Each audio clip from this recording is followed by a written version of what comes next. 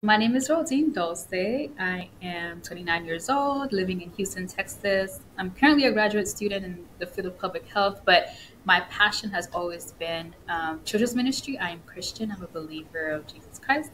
And I wrote a children's book called Does God Have a Belly Button that I would like to share with everyone out here and have their kids explore those questions and be inspired by the word, our faith, and continue to be curious about it.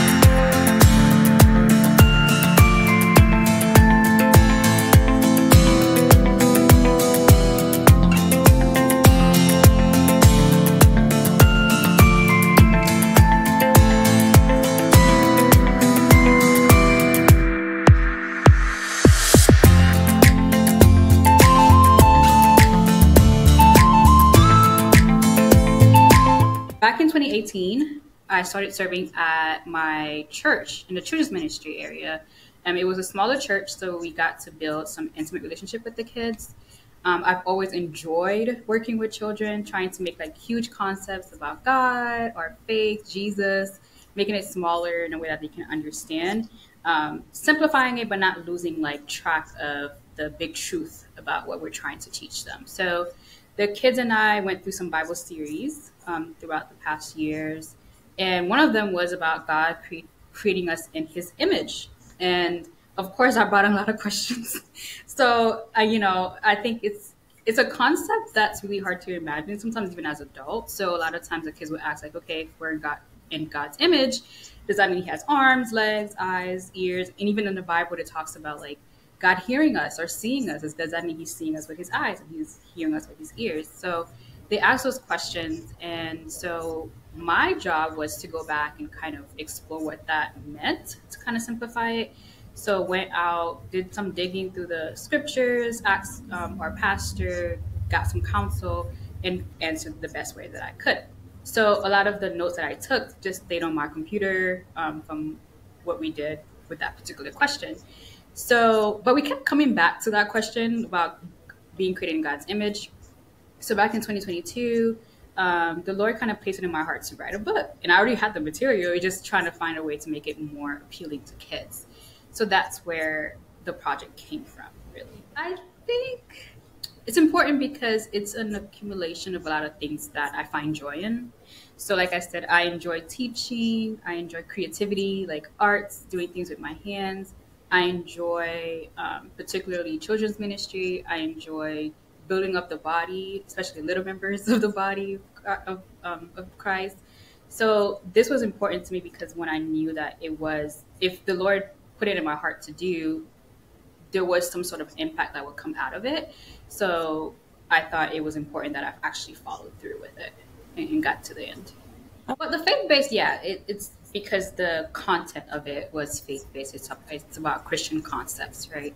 But when you talk about early childhood, instead of like maybe the middle schoolers or high schoolers or adults, I think one, it was because that was the group that I was dealing with the most often. Like the kids that I was teaching were between like 1 years old up to like 10, right? So it kind of fit into like the audience, right? So but I also think it was important because it is a space that lacks resources.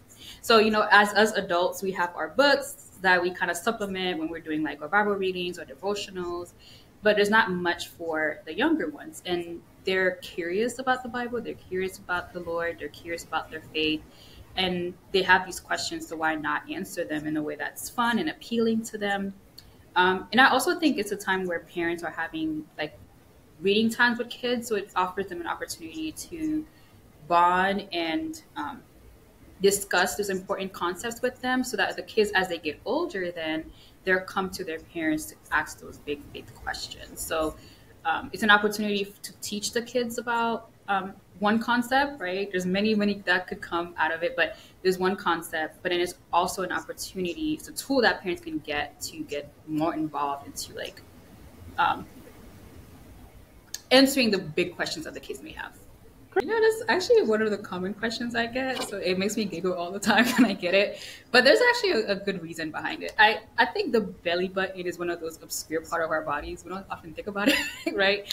And I thought it would be kind of funny and a funny body part to envision God having. I don't know, just one. I just picked one of them, right? It's a title that I think is like it it captures attention, it garners curiosity, it can make people laugh. And it's a funny idea to think that God has a belly button. It's a funny part of his body to think about, to me at least.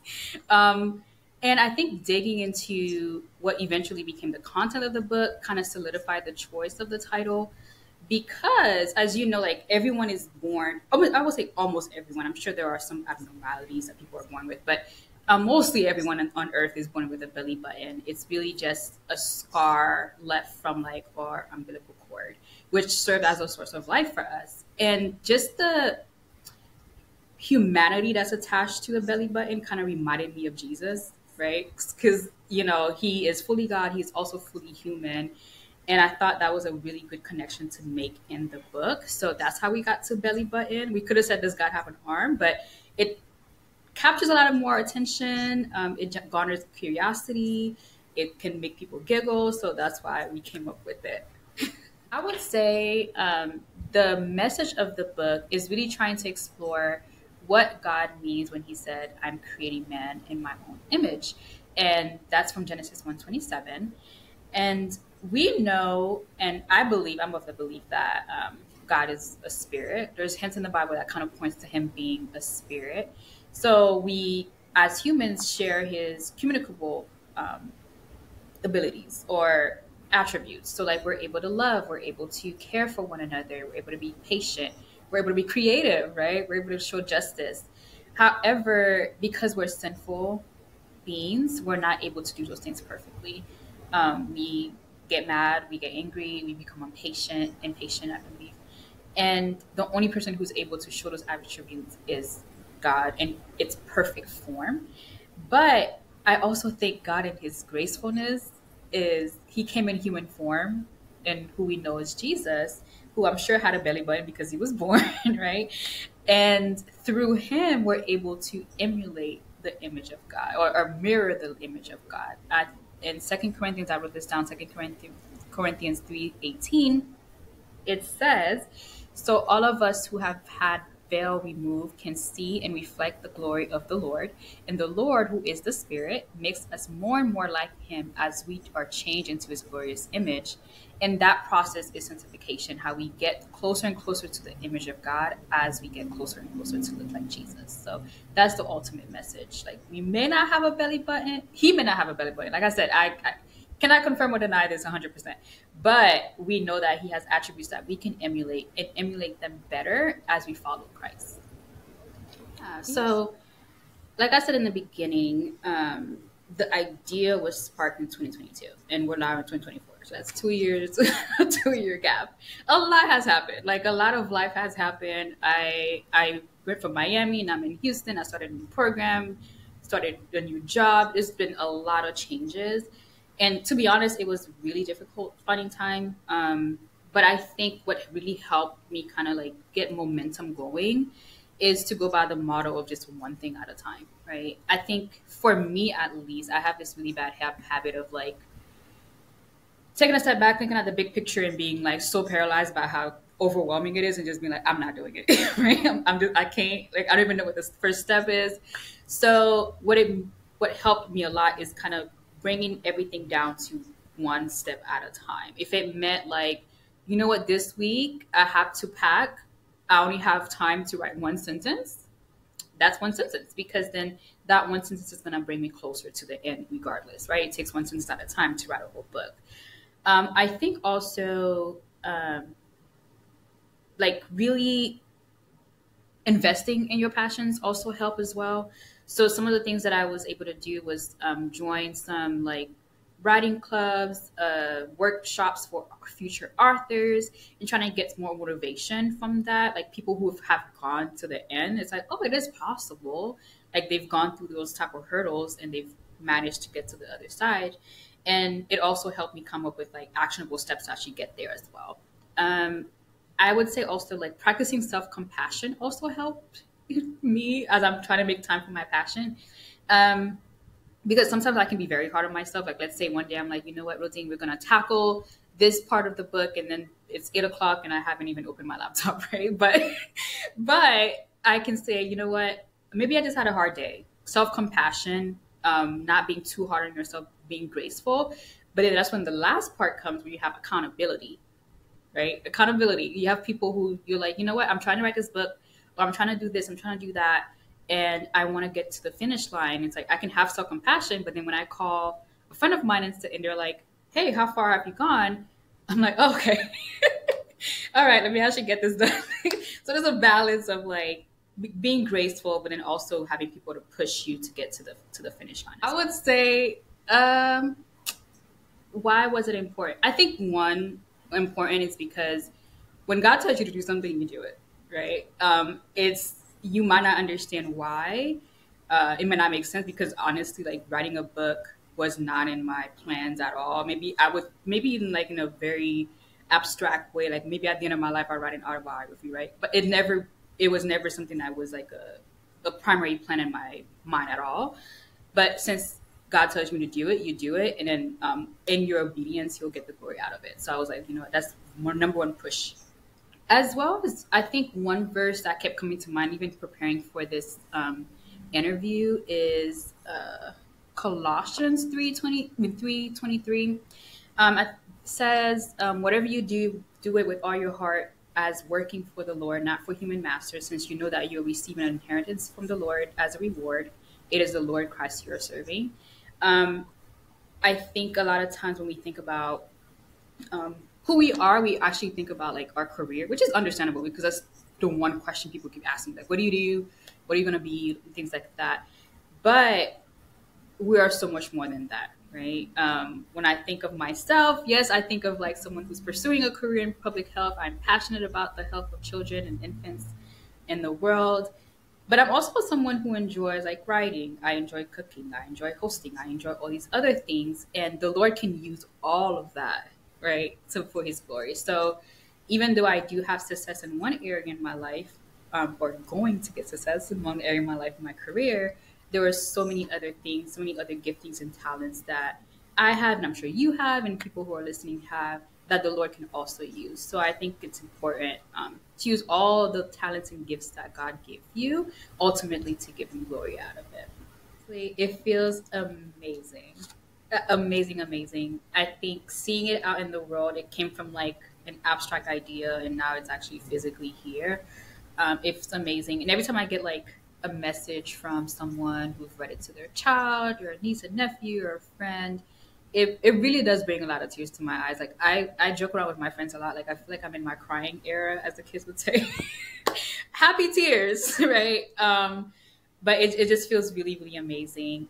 I think that's the only word I can think of. It's been amazing. The process, although hard, I've learned a lot through it. I've grown through it. But then seeing the end it's been amazing, and I thank God for that.